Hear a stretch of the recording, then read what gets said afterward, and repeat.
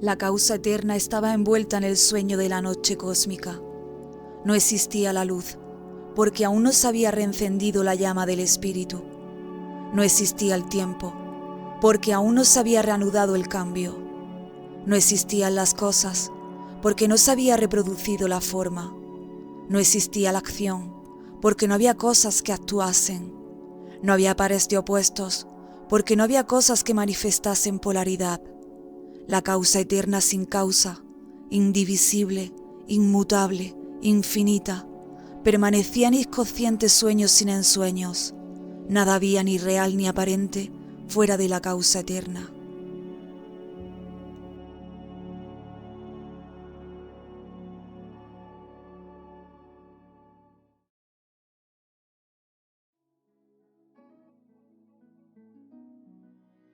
Este primer aforismo de la creación tiene por objetivo formar al estudiante en el concepto de la infinita fuente de todas las cosas, la eterna causa de la cual todas las cosas proceden. Utilizan el símbolo del círculo sin nada externo ni nada interno para representar la causa eterna. El círculo no expresa la idea de limitación, sino de ilimitación. Aunque es el símbolo mejor apropiado, no basta porque no es posible representar lo infinito por un símbolo finito. El más adecuado símbolo de la causa eterna sería el espacio infinito, que no se puede representar por un círculo, pues por grande que fuera su radio, siempre habría espacio externo a él. Pero reconociendo la imposibilidad de un símbolo adecuado, los antiguos Rosacruces adoptaron el círculo vacío como el mejor símbolo finito del infinito inmanifestado. Se ha de concebir el espacio como el absoluto continente de todas las cosas, manifestadas e inmanifestadas, pues fuera del espacio infinito no puede haber nada, o mejor dicho, nada hay. Por lo tanto, el espacio infinito ha sido siempre el aceptado símbolo oculto que facilita el concepto del infinito inmanifestado, de la causa eterna envuelta en el sueño de la noche cósmica. Esta enseñanza hace referencia a los días y noches cósmicos, al principio del ritmo que rigen todas las cosas, desde la íntima a la suprema. Así el todo se presenta alternativamente en dos grandes periodos, el de manifestación o día cósmico y el de inmanifestación o noche cósmica. Al comienzo de un día o periodo de actividad, la esencia divina se expansiona de dentro a fuera, en obediencia a la eterna e inmutable ley. Al llegar la noche, al reasumir la condición pasiva, se contrae la esencia divina de fuera adentro, y paulatinamente se disuelve el universo. Según metafóricamente dicen los libros sagrados, la expiración de la desconocida esencia crea el universo, y la inspiración lo destruye. Este proceso es eterno, y nuestro actual universo no es más que uno de la infinita serie que no tuvo principio ni tendrá fin. Sigue diciendo el primer aforismo que no existía la luz porque aún no se había reencendido la llama del espíritu. La antigua sabiduría nos dice que no solo tras la materia, sino también tras el espíritu reside una eterna e infinita esencia, que no es espíritu ni materia, sino la incondicionada raíz y fuente de la materia y del espíritu. Si observamos la llama de una vela, advertiremos en el centro una parte oscura y ocupada por el carbón todavía muy dividido, pero que precisamente es la parte esencial de la cual procede la luz de la llama. En terminología oculta, se denomina simbólicamente llama oscura a la esencia de la llama, que no es llama ardiente y luminosa, pero que produce la luz y el fuego. Así dice un antiguo autor: la esencia es el espíritu del fuego, no el fuego mismo, y por lo tanto, los atributos del fuego como el calor, la llama y la luz no son atributos de la esencia, sino del fuego por ella producido. En consecuencia, el infinito inmanifestado, la causa eterna, no se ha de concebir como espíritu según el significado que se suele dar a esta palabra, sino más bien se ha de considerar como el puro espacio del cual surge la llama y la contiene. Continúa diciendo el primer aforismo que no existía el tiempo porque aún no se había reanudado el cambio. Tiempo en rigor filosófico no significa la mera duración de la existencia, sino la medida de los cambios o mudanzas de la existencia. El tiempo es el resultado del cambio, mudanza o devenir de las cosas. La duración en sí misma se concibe sin referencia a los cambiantes movimientos de las cosas. Por el contrario, el tiempo es la sensible medida de una parte de la duración, señalada a menudo por determinados fenómenos, como el movimiento aparente de los astros. Nuestro concepto de tiempo proviene del de estos movimientos, y mayormente del que en apariencia se observa en los astros, cuya exacta correspondencia sirve de medida de lo que llamamos tiempo. Por lo tanto, podemos definir el tiempo diciendo que es la percepción de sucesivos movimientos y se mide con instrumentos coordinados con estos movimientos, como los relojes. También somos conscientes del paso del tiempo por el cambio de nuestros pensamientos, emociones e imágenes mentales. Si los cambios que del mundo exterior se representan en nuestra conciencia y si los cambios de nuestros estados de mente y ánimo, el tiempo no existiría para nosotros. En consecuencia, la eterna causa no se manifiesta en el mundo exterior y está envuelta en su sueño, inconsciente y sin ensueño. No conoce el tiempo, ni puede existir para tal realidad el tiempo, hasta que se reanude el cambio. Esto quiere decir, hasta la manifestación de un nuevo universo. Sigue diciendo el primer aforismo que no existían las cosas porque aún no había reaparecido la forma.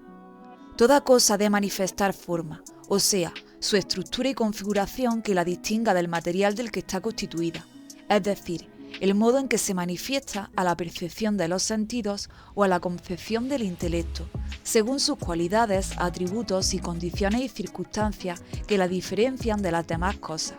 Por lo tanto, toda cosa ha de tener forma para que los sentidos la perciban o la conciba el intelecto.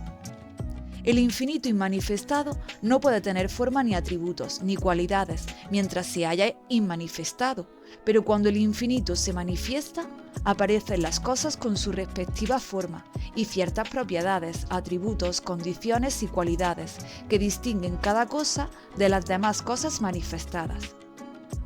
Cabe concebir que el inmanifestado posee la posibilidad de infinita manifestación de formas, cualidades, condiciones o propiedades y atributos, o bien que posee la infinita posibilidad de tales manifestaciones. No es posible concebir al inmanifestado como una entidad separada e independiente, sino más bien, según dice un antiguo instructor, se le ha de imaginar como un principio, omnipresente, eterno, ilimitado e inmutable, imposible de que el intelecto humano lo comprenda. Prosigue diciendo el primer aforismo que no existía la acción porque no había cosas que actuasen, y toda acción del infinito se ha de efectuar en las cosas o por medio de las cosas.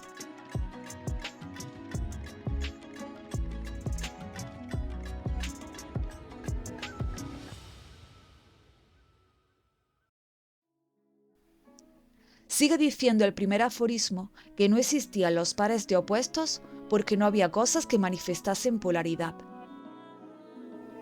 En el mundo de las relaciones o universo manifestado, cada cualidad, condición o propiedad tiene su opuesta, su antítesis, como por ejemplo la tenacidad y la fragilidad, la luz y las tinieblas, lo corto y lo largo, el bien y el mal, de suerte que no se concibe cualquiera de estas cualidades, condiciones y propiedades si al propio tiempo no se concibe la opuesta. Finalmente, dice el primer aforismo que la eterna causa sin causa, indivisible, inmutable, infinita, permanecía en el inconsciente sueño sin ensueños. Nada real ni aparente había fuera de la causa eterna.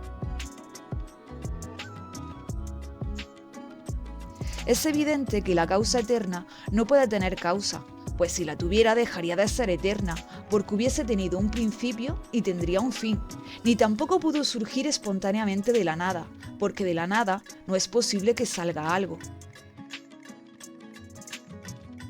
Es indivisible, porque para ser divisible fuera necesario que estuviese compuesta en partes, y en consecuencia ya no sería una real unidad.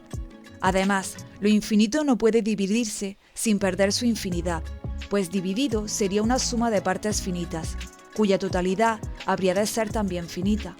Por lo tanto, el absoluto, la única realidad, la causa eterna, ha de ser necesariamente uno e indivisible.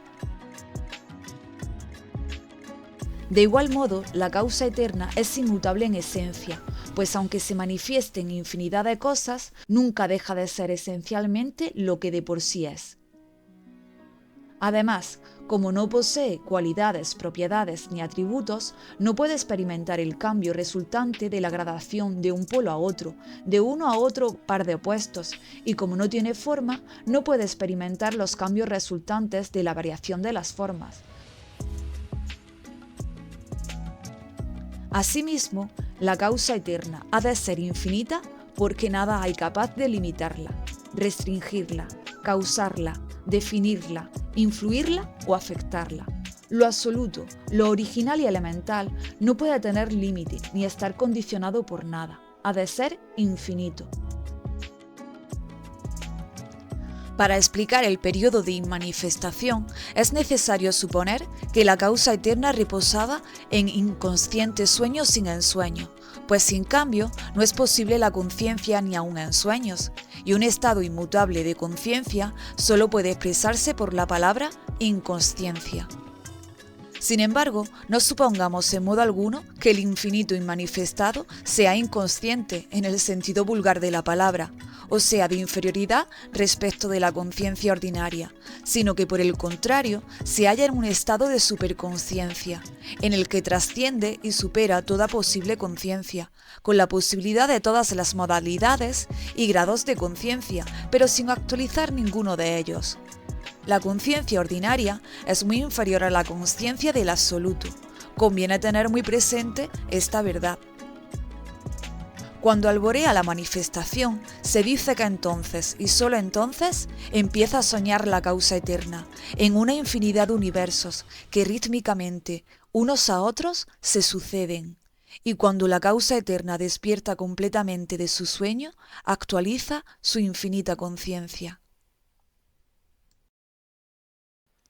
Nada había ni real ni aparente fuera de la causa eterna, pues no es posible que haya dos causas eternas, dos absolutos, dos infinitos, dos únicas realidades, dos sustancias esenciales e independientes, ni nada creado ni procedente de otra causa, porque era el periodo de inmanifestación. La doctrina secreta de los Rosacruces no intenta en modo alguno definir la esencia del absoluto o causa eterna, pues definir el infinito equivale a negarlo. Sin embargo, al no atribuir cualidades, condiciones y propiedades de personalidad a la causa eterna, no denotan que el absoluto, la infinita realidad, esté bajo el nivel de la personalidad, sino que está tan inmensamente más arriba de dicho nivel y tan infinitamente trasciende la personalidad que es pueril concebirla o expresarla en términos de personalidad. No existen palabras que lo expresen.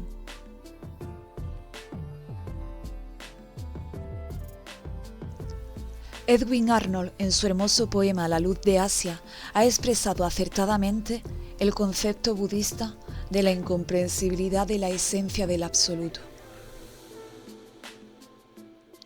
Aún a mi talla, no midas con palabras lo inmensurable, ni hundas la sonda del pensamiento en lo insondable.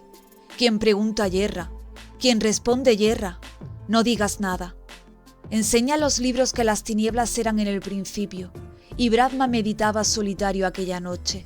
No busques allí a Brahma ni al principio. Ojos mortales no pueden verle, ni a él a luz alguna, ni es capaz de conocerlo la mente humana. Levantará velo tras velo, y encontrará detrás uno y otro velo.